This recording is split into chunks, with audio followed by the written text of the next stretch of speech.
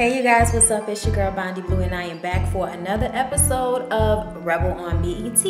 So let's just get into it. Okay you guys, so this episode started off with Rebel and Gina doing detective shit, right? They scoping out Von Bryant, they scoping out Jimmy, okay? They basically put a tracker on Jimmy's car. Jimmy out here meeting bitches. It could be a side bitch, we don't know. All we know is in further detective work, she's a stripper. Or an extra on steroids version of Hooters. However you want to look at it, okay? But definitely in the sex work, okay? Rebel goes to see Chuck so that she can give him the information that she has just found out about Von Bryant, okay? Okay, so I'm just going to speed y'all up. Von Bryant and April, I forgot April's last name. April's dead. There are two of the police officers that shot and killed Malik, even though April didn't pull her gun. She didn't actually kill anybody, okay? We've seen her body cam footage, and Von Bryant is telling her they know what they gotta do. He pulled the gun, so, you know what we gotta do. It's all very suspect. April and Von Bryant arrested Texas. Texas is the drug dealer that we've been scoping out because he tried to have Brim kidnapped while Brim was with Malik. And later on, Malik gets shot by the same cops that arrested Texas. And he said that they was putting hands on him and he filed a complaint and then the complaint disappeared. And now all of a sudden we see Von Bryant and Texas, meeting up in a real suspect ass way. In our surveillance is what we didn't find. So we take this to Chuck. We like, Chuck, we got evidence, okay? We got pictures of these people together, but that's not really enough evidence. Chuck already knows what's going on. Detective Jones, who is Mac's new partner, y'all know that Samuel L. Jackson wife, we love her. Latanya, I think that's what somebody said her name was. She's Mac's new partner. We like her, but there's something, behind the eyes. We find out a lot more about her this episode. But Von Bryant arrested her grandson. It was really crazy because, she's like, he is not that type of kid. He doesn't have it in him. What he called obstruction, like he was fighting back or something like that. And she's like, he's not even that type of kid. I've always told him to comply and go along with the police officer. But what he did was he mentioned her name.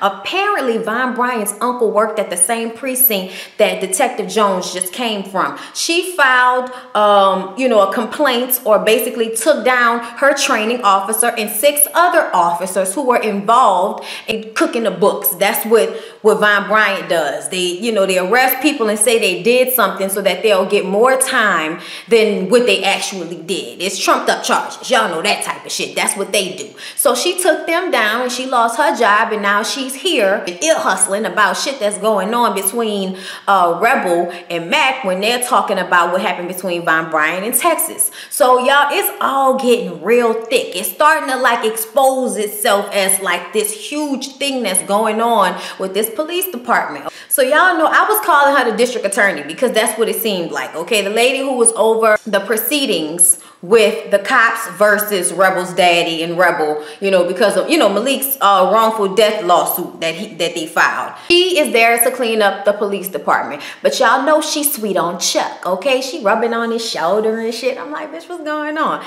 She tells him that she really would like for him to stand out as a police officer that's trying to do right and protect the people and not somebody that's going to go to bat for their brothers in blue no matter what. She wants somebody that's really going to be about the people.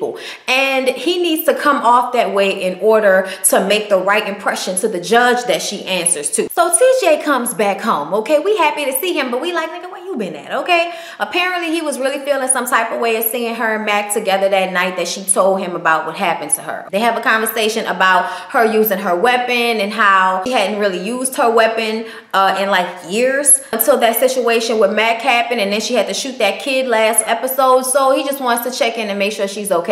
Then they have an old nasty ass sex scene on a cement floor. It was nice, okay? I was here for it. It was, real, I want it, okay? I want. Rebel decides to give him a key to her place. That's why he hasn't been there, I guess, because he didn't even have a key to the place. And she said it's supposed to be for emergencies. I thought it was for his ass to move back in, okay? It seemed like we on the road to getting back together, and you talking about this a key for, extenuating circumstances. Bitch, come on now. Why you playing? Okay, don't play. He goes to put the key in his wallet and sees Mac's hat sitting on a kitchen counter like, I'm coming back to get it. And not the hat. All right. So he's feeling some type of way about Mac and Mac's relationship with Rebel. So he goes and questions Gina. And Gina is like, remember how when your credit card got canceled and they told me to take it and I ain't taking it and you told me to mind my motherfucking business? Well, guess what? That's what I'm doing today. Minding my business. Now, you stay in your lane and I stay in my lane, but Mac and Rebel are not having sex, okay? Then she called Rebel and give Rebel the low. Rebel is already like, you know, suspicious about what the fuck is going on with Mac. She goes over to his office and find that, you know, construction is booming again. And one of the people working for him, that guy, I think, that offered him the number to the loan shark, she talks to him. And he basically kind of puts it out there. A couple of weeks ago, things were kind of slowing up. But, you know, now everything's back on. Boss really figured it out this time. And she like, what the fuck he didn't figure it out? Okay? So she know the credit card got canceled. She know you didn't have no money. Now you got money. She like, what the fuck's going on? Okay? So she calls the bank and gets the loan officer to send her the information. Chuck takes the compliance monitor out for dinner, okay? It's basically because he had a conversation with Detective Jones and she told him that it's best for him to have somebody on his side. If he's gonna go after these dirty cops, it is best for him to have someone that's gonna have his back, okay? So that's what the fucking of the compliance monitor is really about. Even though he's attracted to her and she is obviously attracted to him, okay? He is giving her that D because he wants her to have his back when shit comes down. And, you know, after they have sex, she's like, I know what you're doing, okay? And I'm gonna have your back within reason, okay? Because basically my job is to show up to shit show towns and try to fix their fucked up police department until I given another opportunity, move to another shit show town and have to do it all over again until I get promoted and I can send somebody else to do this fucking dirty work, okay?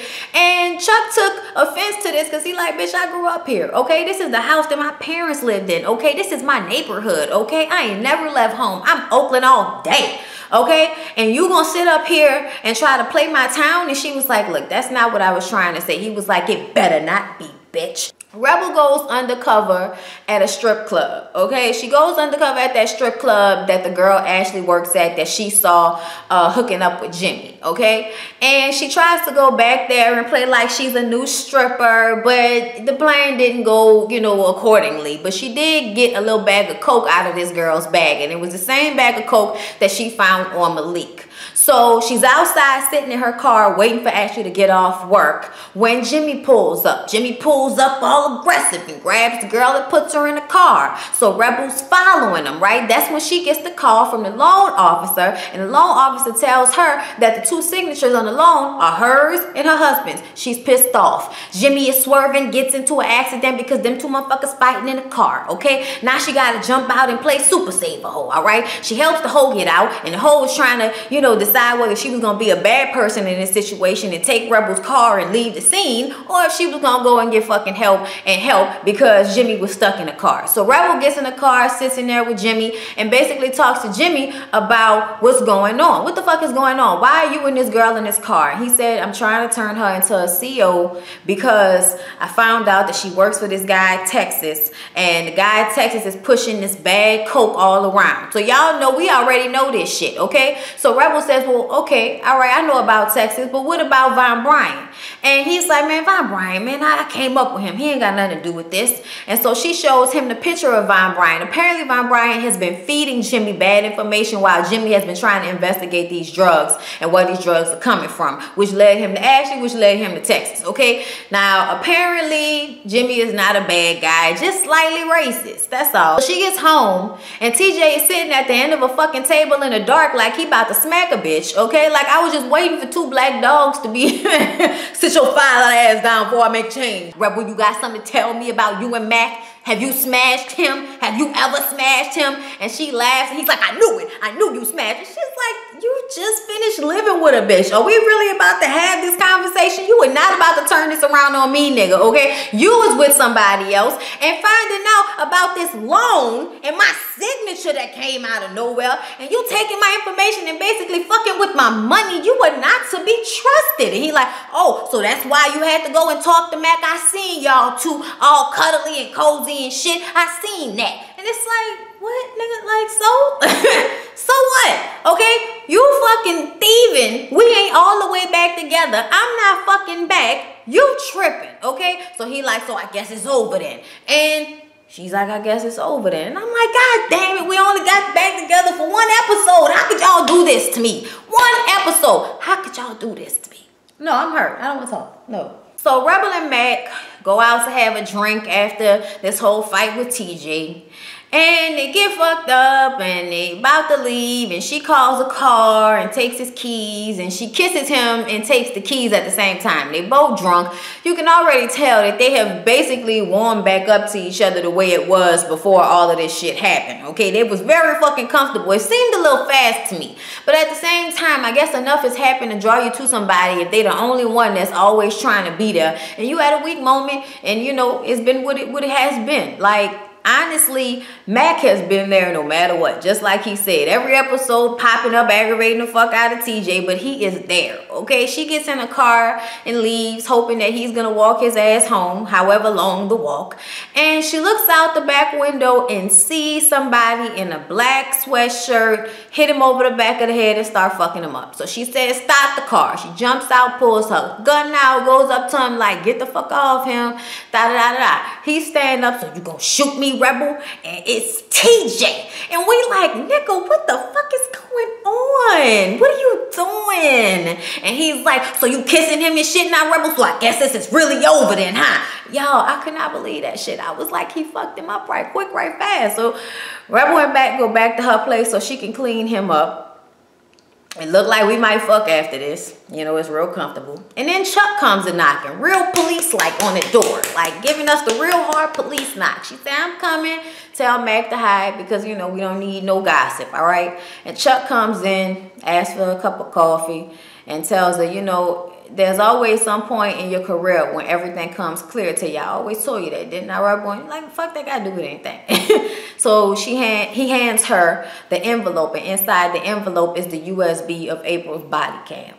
And of course, she gonna watch the shit. So she watches the shit and she goes to Chuck's office to find him, and he's left the Odyssey book for her that he reads to all his, you know, newbie cops. He has cleaned out his office. Where the fuck has Chuck gone? What does this mean? I thought he was trying to move up in the world. Now you done left it? I'm confused. I'm so confused. Chuck, where did you go? All right? Y'all, look. Anyway, that was basically everything that happened on this episode of Rebel. I hope you enjoyed the review. Please don't forget to come back and share the video. All right. See y'all. Peace out. On my mama, on my hood, I look fly, I look good, touch my swag.